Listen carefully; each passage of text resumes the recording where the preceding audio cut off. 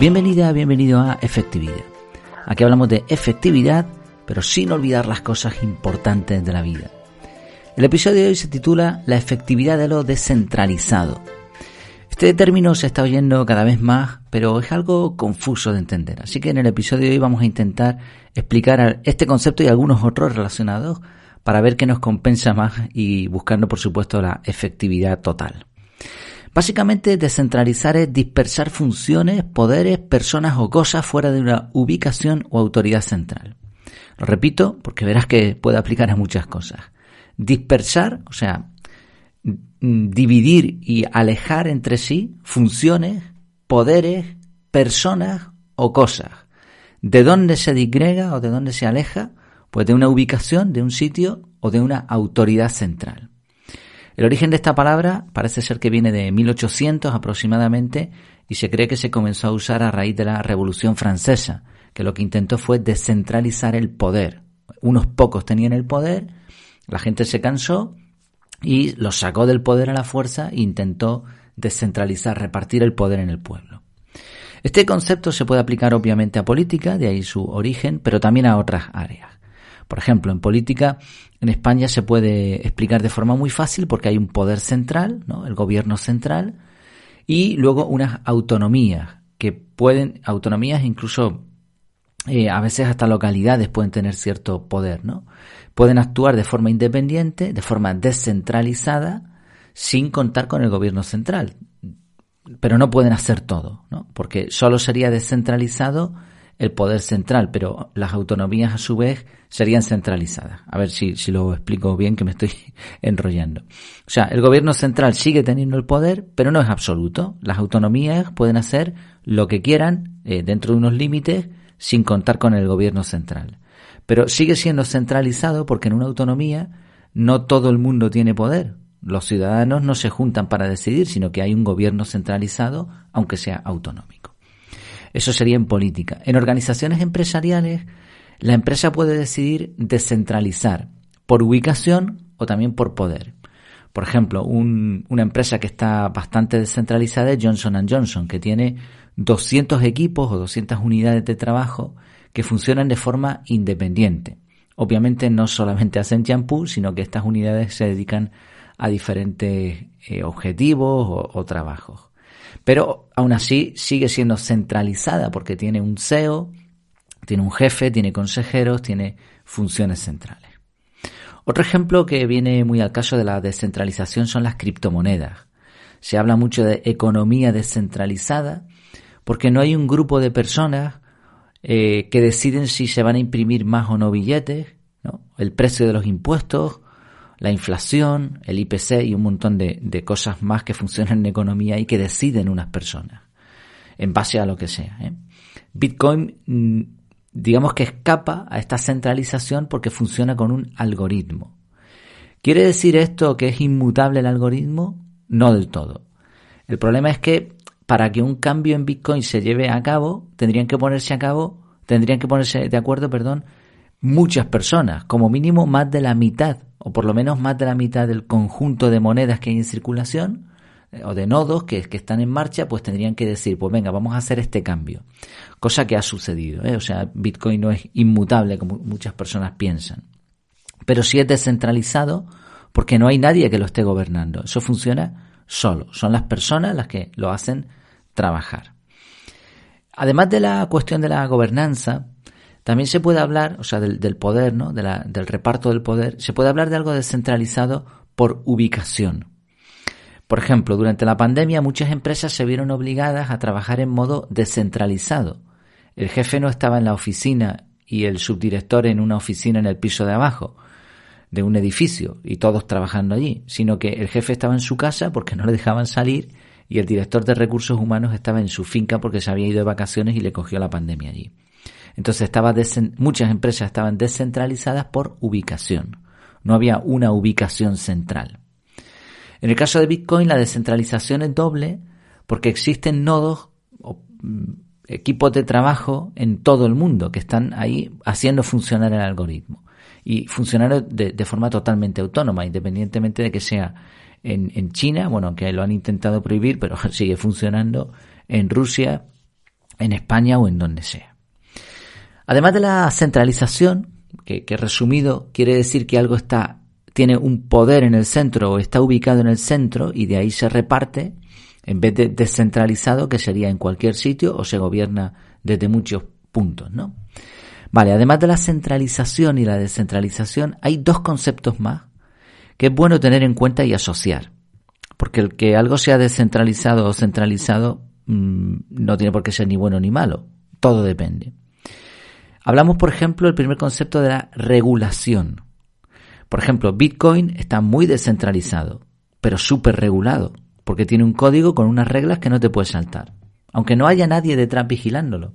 Pero como funciona por programación pura y dura, como diríamos algorítmicamente, tú no puedes hacer lo que quieras con Bitcoin. Tiene un código que se ha creado y con un diseño espectacular que ha tenido en cuenta muchas cosas y tú no puedes hacer lo que tú quieras con ese código. De hecho, al funcionar como blockchain, eso no puede ser cambiado, ¿no? Lo que se hace en blockchain se queda para siempre, no se puede modificar. Bueno, tendrían que ponerse de acuerdo todos los que tienen código de Bitcoin para modificar o para dar por válido un bloque que en realidad es incorrecto. Lo que no quiere decir que no se pueda modificar la cadena de bloques o bifurcar. Pero bueno, ya entramos en temas técnicos. Otro concepto que hay que tener en cuenta, aparte de la regulación, es la privacidad. Es decir, ¿quién puede acceder a aquello que se gestiona? Lo contrario de privado es público. Y esto creo que no hace falta explicarlo mucho. De todas formas, daré algunos ejemplos a continuación. Sí, como vemos, antes de proseguir, es importante entender que no se trata de características de todo o nada, de 0 o 1, de blanco o negro, sino que hay que mirarlos como niveles. Algo puede ser muy descentralizado o poco descentralizado, pero no existe, salvo alguna excepción rara, todo o nada. La mayoría de las cosas, por ejemplo, están reguladas. La cuestión es si están muy reguladas o poco reguladas. Y algo puede ser muy público o muy privado, pero no existe la privacidad total. Eso es una utopía, eso no se puede lograr. Lo único privado totalmente, y quizás ni siquiera eso sea lo que pensamos en nuestro interior, ¿no? Con nuestra mente, y que no sale, no se expresa ni de forma verbal, ni de forma corporal, ni de ninguna manera, ¿no? Y aún así habría que poner matices ahí. Bien, vamos a poner algunos ejemplos para entender cómo funcionan estos tres conceptos que están asociados. Una empresa, este es el ejemplo más fácil de entender. Una empresa está regulada por sí misma, por los jefes. Todas las empresas tienen su propia regulación, pero además está regulada por las instituciones, como puede ser el Estado, el gobierno. Una empresa es centralizada porque el poder lo tiene un grupo de personas, ¿no? De hecho, muchas empresas, hasta multinacionales, tienen una central. ¿Quiénes están en la central? Pues el jefe, el director, el comité de empresa, lo que sea. Además, quien te paga es la empresa. O sea, la mayoría son empleados y es la empresa, el poder central, quien paga. Por lo tanto, si tú eres empleado en una empresa, tu trabajo es centralizado, regulado y, bueno, privacidad tampoco es completa, ¿no? Ahí depende. Y, obviamente, para tú cobrar tu jornal, tu nómina, depende totalmente de esa centralización y de esa regulación. Otro ejemplo, las redes sociales. Mucha gente piensa que el contenido que pone en las redes sociales es suyo, pero una vez que tú lo publicas en la red social, es tu contenido, pero ya no es privado, es público, porque esos datos se los has regalado a la red social, que además es centralizada y además hipercentralizada. A pesar de que una red social pueda tener millones de usuarios, a lo mejor solamente hay 20, 30, 100 personas trabajando detrás, porque requieren muy poco personal para funcionar. Y de esas 100 personas a lo mejor hay una que tiene el poder absoluto, como en el caso de Facebook, que está Zuckerberg ahí manejando todo, ¿no? Entonces es súper centralizado, es totalmente público, pero para colmo es regulado, porque tú no puedes hacer lo que te dé la gana. Si compartes una foto, si haces esto, si haces lo otro, tiene que ser según su regulación, que a su vez es regulado por el gobierno. Un tercer ejemplo, una página web. Si tú pones en marcha una página web, como es mi caso, la página es tuya, relativamente, aunque hay una empresa detrás que te da el nombre de dominio o te da el servidor, que es donde se guardan los datos, pero bueno, relativamente es tuya porque tú puedes hacer lo que te dé la gana en una página web. Es centralizada porque está en un servidor, aunque tú puedes hacer que se duplique en muchos servidores, y está regulada, pero menos, porque el que lo regula eres tú. Y eso sí, la privacidad es mínima, porque a menos que tú no quieras que la página web se vea, pues todo el mundo, el público en general, pues visitaría tu web. Y un cuarto ejemplo, que ya lo hemos mencionado, es el Bitcoin. Y lo traigo como ejemplo porque es singular. El Bitcoin está totalmente descentralizado, prácticamente podríamos aquí hablar de una descentralización total. A diferencia de, ojo con esto, a diferencia de muchas otras criptomonedas que, contrario a lo que la gente piensa, sí tienen una gobernanza, que pueden ser 30 personas, pueden ser 20, puede ser una. Y ojo también con otro punto, los exchanges, que son los sitios donde tú puedes operar con criptomonedas y donde puedes convertirlas a otra criptomoneda o a moneda legal, como puede ser euro o dólar, o intercambiarlo con otra persona, sería algo así como un banco en el mundo cripto.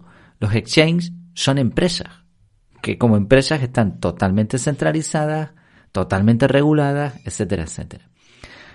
Obviamente para manejar criptomonedas también hay otras opciones, peer-to-peer, donde tú tratas con otra persona y donde ahí sí habría descentralización, pero en la mayoría de los casos no.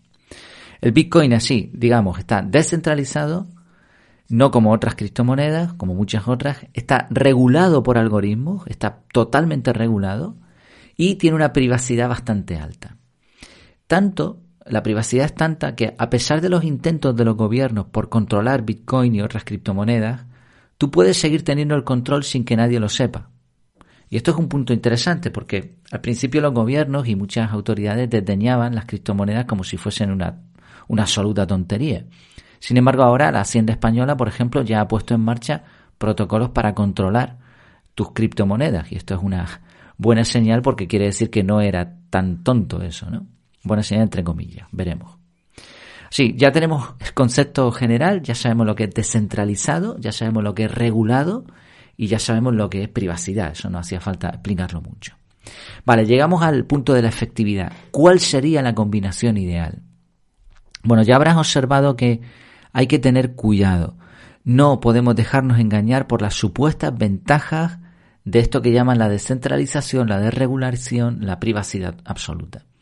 De hecho, la mayoría de las empresas que han intentado descentralizarse de alguna manera no lo han conseguido. ¿Por qué? Porque lograr que cientos o miles de personas trabajen sin un grupo de control central, cada uno haciendo lo que quiera, con privacidad, etcétera, etcétera, eso no lleva a trabajar en equipo, y trabajar en equipo y con una regulación es esencial para lograr objetivos grandes. Por lo tanto, la descentralización no es la panacea, no es siempre lo mejor. En cuanto a la privacidad, fíjate que tiene una parte oscura. Aquí tú tienes que lograr un equilibrio, porque tú no puedes evitar relacionarte con otros.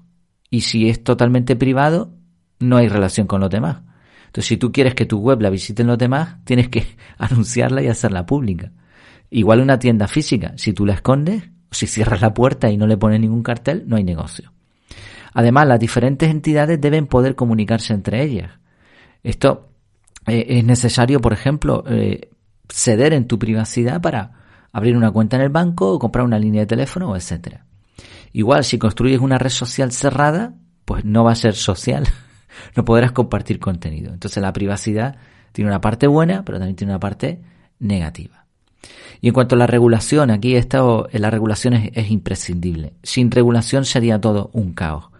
Piensa que la naturaleza está regulada, está perfectamente diseñada de tal manera que tú puedas caminar sin que des saltos como en la luna y aparezcas en lo alto de una montaña, ¿no? Y no te caigas tampoco, o sea, la gravedad justa para que tú no te caigas o de pronto como un imán camines un paso y se te vaya la cabeza al piso y tengas que levantarte con esfuerzo, ¿no? Pero al mismo tiempo eso impide que te tires por un precipicio y puedas volar, como muchos hemos soñado. Entonces la regulación es imprescindible para la vida. Vale, teniendo en cuenta todo esto, volvemos a la pregunta, ¿no? Ya teniendo claras estas trampas, ¿qué es lo más efectivo? Bueno, aquí Bitcoin se saldría de la pregunta, es una excepción a lo habitual y por eso es tan potente. Porque, como hemos dicho, es descentralizado, es privado, pero se pueden hacer transacciones, es regulado de forma autónoma, pero también tiene algunas pegas. Tú no puedes comprar una caja de leche con Bitcoin, porque entras en el supermercado pensando que el Bitcoin está a $30.000 y sales del supermercado y puede estar a 40.000 o a 10.000.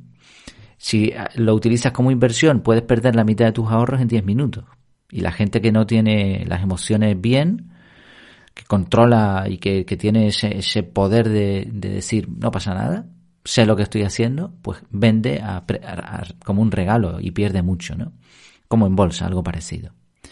Te lo pueden robar y el gobierno puede pedirte su parte en forma de impuestos. Entonces habrá que ver cómo progresa y si sus características lo llevan a ser algo importante en el futuro, que parece que va en esa línea. Bueno, para el resto de cosas, excepto Bitcoin, hay dos combinaciones, creo yo, que son las más efectivas. Si lo que quieres es control total, tienes que buscar algo descentralizado, privado y regulado por ti. Y para esto tienes que ser el dueño de algo, el dueño de una empresa, por ejemplo, o programador en el mundo online. Tú programas algo, es tuyo, descentralizado, privado, y lo regulas tú porque pones tú muchas de las normas. Ahora, si lo que quieres es compartir, ofrecer servicios, entonces tienes que estar centralizado en ti, o sea, tú eres el que mandas, público y regulado por ti en la medida que puedas. Aquí hablaríamos de una tienda, servicios a empresas o particulares, una web, etc. Entonces, estas dos para mí son las combinaciones ideales. En todo caso, depende del objetivo. Por eso es bueno entender estos conceptos para saber qué medidas tomar o adaptarnos a cómo funciona el mundo a nuestro alrededor, viendo esa descentralización, esa regulación, esa inmutabilidad aparente de algunas cosas o la privacidad, etcétera. Pues espero que te haya sido útil. Por cierto, añado una cosa al final. Como sabes, he tenido que parar algunos proyectos y demás dentro de efectividad. El curso no está ahora mismo, el curso con el método CAR no está para el público. Pero si estás interesado o interesada, me puedes mandar un correo, efectividad.es/contactar, porque podemos arreglarlo, de forma individual. Sí estoy permitiendo que algunas personas adquieran el curso. Muy bien, pues muchas gracias por tu tiempo, por tu atención y hasta la próxima.